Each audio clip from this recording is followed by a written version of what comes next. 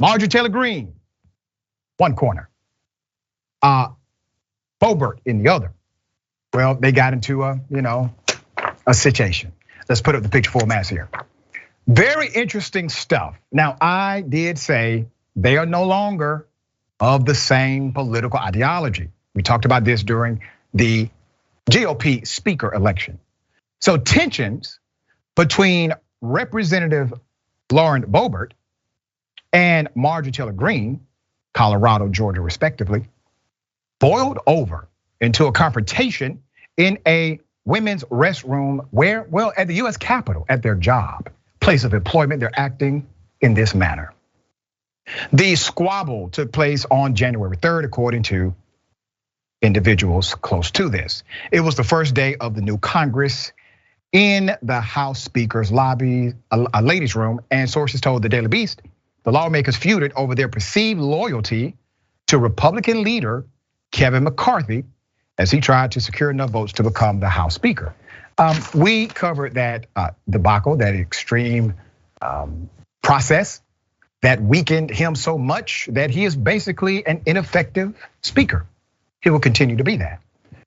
I highlighted then that Boebert took the side of Matt Gaetz and others who wanted to basically broker their own power structure and get number 2, number 3, 4, and 5 so that they can take over that speaker position at basically any time.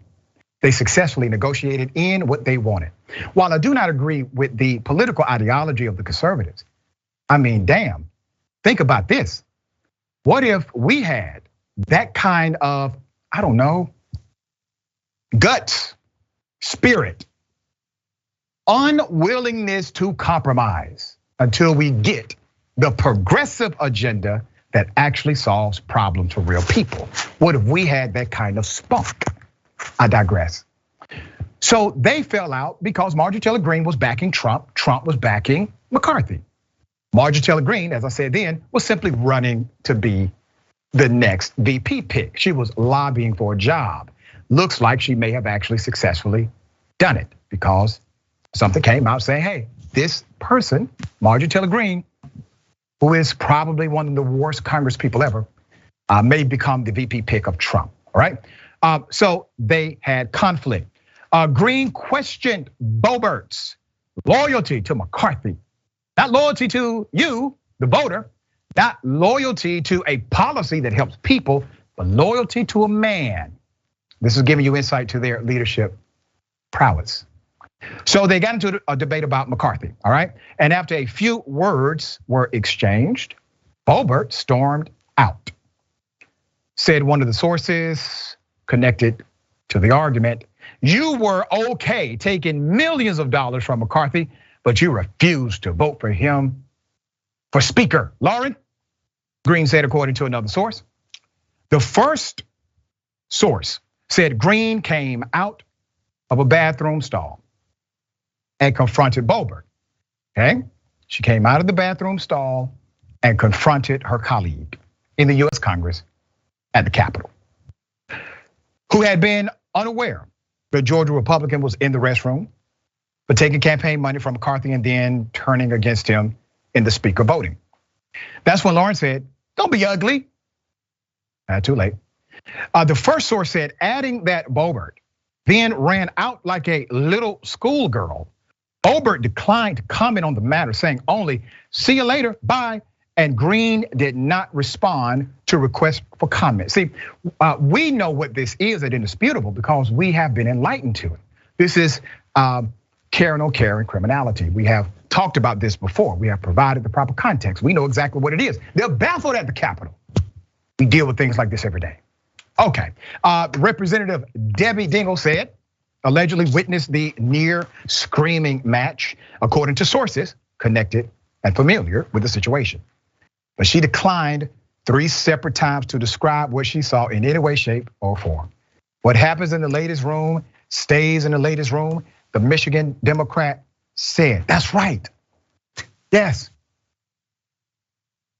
Oh, you mean Marjorie Taylor Greene is a lady? Okay, I got it, okay. She's not classy, no. No, these individuals deserve to be told on. I mean, there are some people you have to just kind of violate the rule for, bend it a little bit, tell us what happened, give it to us anonymously.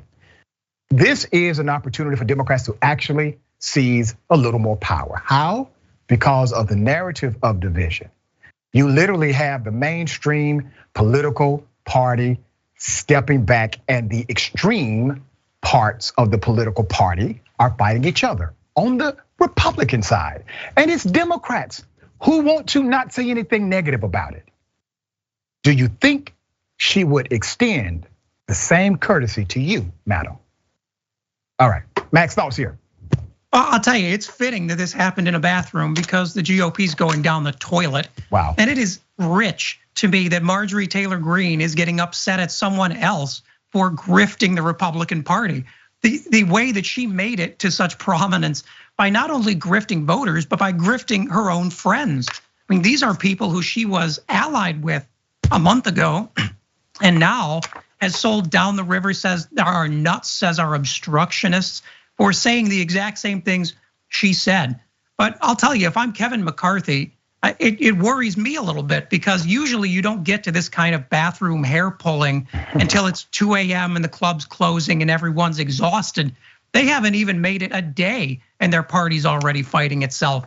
This is the kind of story that we're Democrats would be on the front page of the paper. Yep. And Democrats need to make sure that people see this dysfunction and realize that the Karens are in the house. In the house, I like how you put that. All right, we'll follow for updates.